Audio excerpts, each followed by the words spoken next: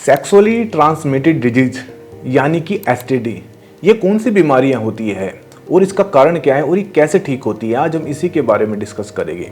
देखिए, जो एसटीडी होती है ये तब होती है जब आपके एक से ज़्यादा पार्टनर से संबंध होते हैं। और ये आज हम जो इस वीडियो में बात कर रहे हैं, दोनों की बात करूंगा मैं, पुरुषों की भी और महिलाओं की। स्पेशली एक की बात नहीं कर रहा हूँ क्योंकि एसटीडी दोनों को होती है, दोनों को ही बीमारियां होती है। अब सबसे पहले हम जोन सी बीमारी के बारे में बात करें, उसका नाम है क्लेमीडिया। देखिए, क्लेमीडिया एक तरह से बैक्टीरिया के द्वारा ये होती है। और ये जब बात करें हम महिलाओं की, महिलाओं में होता है पीआईडी मतलब पेल्विक इन्फ्लेमेटरी डिजीज। तो जब पीआईडी हो जाएगा, और यदि हम बात करें पुरुषों में क्या होगा कि इसको यूरेथ्रा में इन्फेक्शन हो जाएगा, पेशाब में जलन होना स्टार्ट हो जाएगी, और कहीं ना कहीं जो पेशाब के रास्ते हैं जलन के साथ पेन होना स्टार्ट हो जाता है। ये होता है क्लेमीडिया। सेकंड है गोनोरिया। देखिए, गोनोरिया भी एक तरह से बैक्टीरिया के द्वारा होता है, और जो ये बीमारियां दोनों को प्रभावित करती हैं, ऐसा नहीं है कि स्पेशल एक को, दोनों को प्रभावित करती हैं।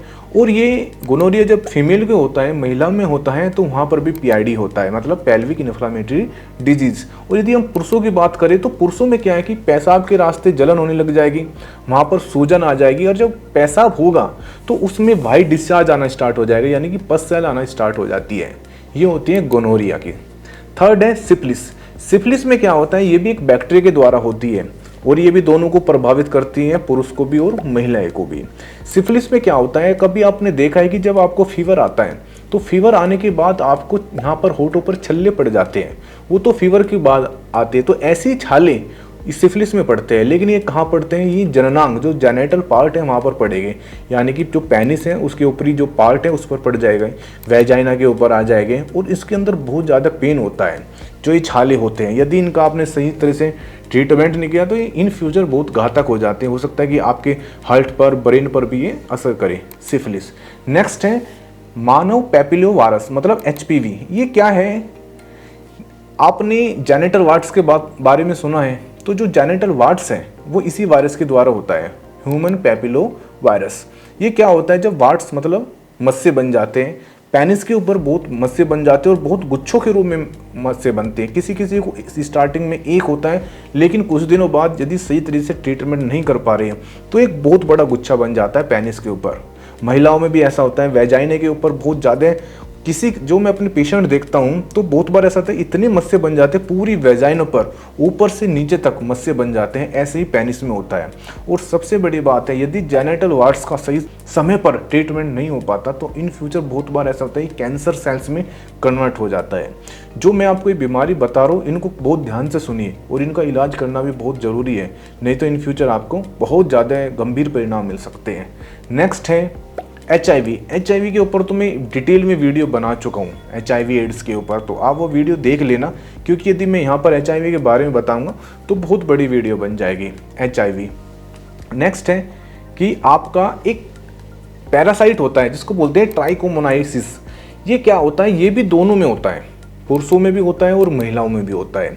इसमें क्या होता है कि जो महिलाएं हैं उसको जब ये पैरासाइट इन्फेक्शन होता है तो महिलाओं में जब डिस्चार्ज होता है तो बहुत ज़्यादा वेजाइना के अंदर खुजली होती है, बहुत ज़्यादा जलन होती है, और जो डिस्चार्ज है वो इतना गंदा होता है, मतलब बहुत पूरी बदबू आती है वेजाइना के अंदर।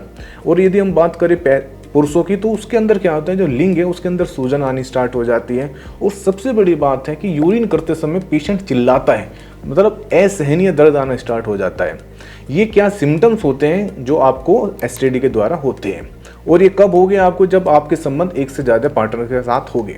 अब बात करें, और बहुत बार केसों में देखा गया है कि जो गलत रेजर है, चाहे आप नाई के साथ, जब आप नाई के यहाँ जाते हैं तो वहाँ पर ये हो जाता है, लेकिन आज के समय ऐसा नहीं होता है, क्योंकि जो भी नाई है वो कहीं ना कहीं आज के समय अपने आप को उसने तरक्की कर ली है, वो एक ब्लेड ही इस्तेमाल करता है, दूसरा नहीं करता है।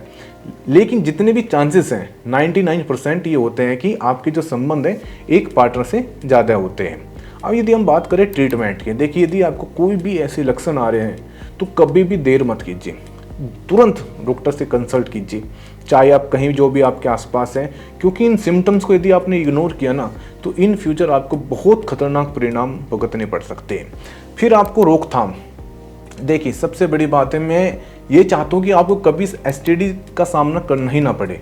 इसका मतलब ये है कि एक तो अपने पार्टनर हैं, उसी से आप संबंध बनाएं, कभी इधर उधर मुंह मारने की ज़रूरत नहीं है। दूसरी बात है, मान के चलिए आपके संबंध हैं, एक पार्टनर से ज़्यादा आपके संबंध हैं, तो सदैव कंडोम का इस्तेमाल करिए। कभी भी किसी के बहकावे में आकर ऐसा कदम ना उठाएं, नहीं तो आपकी 1 मिनट की गलती आपको पूरी ज़िंदगी रोना पड़ सकता है। ये मैं डेली पेशेंट देखता हूँ, और ज़्यादातर मैं HIV के पेशेंट ज़्यादा देखता हूँ, तो मुझे पता है ना कि पेशेंट फिर कितना रोता है, कितना डिप्रेशन में जाता है, कितना स्ट्रेस में जाता है। तो कभी भी कंडोम का इस्तेमाल तो करना ही करना है, पहली बात यह है। तो दूसरी बात है कि आप कोशिश करें कि आप अपने पार्टनर के साथ ही वफादारी करें, कहीं इधर उधर मत जाइए। और यदि मान कर चलिए आपको ये सिम्टम्स आ रहे हैं तो तुरंत डॉक्टर के पास जाइए। नहीं तो आपको कुछ ऐसे सिम्टम्स आ रहे हैं तो आप मुझे इस नंबर है जो स्क्रीन पर मेरा नंबर है, आप हमसे कंसल्ट कर लीजिए। कोई आपने टेस्ट कराए हैं वो रिपोर्ट हमें भेज दीजिए। जहाँ तक होगा हम आपको मेडिसिन बताएंगे और आपका सही तरीके से कहीं ना कहीं आपको गाइडेंस करेंगे। लेकिन लास्ट में ये कहूँगा, इन चीज़ों को इग्नोर मत करना। धन्यवाद।